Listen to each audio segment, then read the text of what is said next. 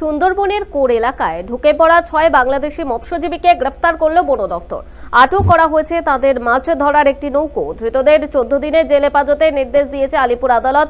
বন দফতরের কর্তাদের দাবি, ধৃত মৎস্যজীবীরা সুন্দরবনের গভীর জঙ্গলে বাগমারা এলাকায় যন্ত্রচালিত নৌকো নোঙর করে জঙ্গলে ঢোকার চেষ্টা করছিল। আর সেই সময় বন দফতরের টহলদারি নৌকো দেখতে পায়। বনকর্মীদের তাড়া খেয়ে এরা পালানোর চেষ্টা করলেও শেষ রক্ষা হয়নি। এদের 6 জনকেই বনকর্মীরা আটক করেছে।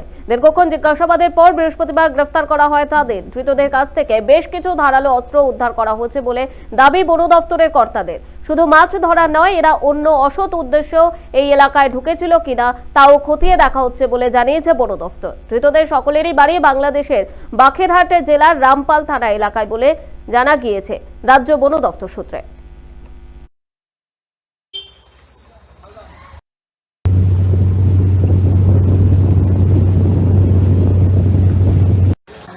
কালকে আমাদের রেগুলার প্যাট্রোলিংয়ের মাধ্যমে একটা কভার পেলাম। তো কভারে নিয়ে আমরা অনেকগুলো প্যাট্রোলিং করেছি। তার মাধ্যমে একটা বাংলাদেশি নৌকা 2 সিলিন্ডার ইঞ্জিন নিয়ে আমাদের সুন্দরবন এলাকার মধ্যে ইন্ডিয়ার সাইডে ঢুকেছিল। তো ওদেরকে আমরা চেস করে ধরতে পারলাম। ওদেরকে 6 জনকে অ্যারেস্ট করতে পেরেছি।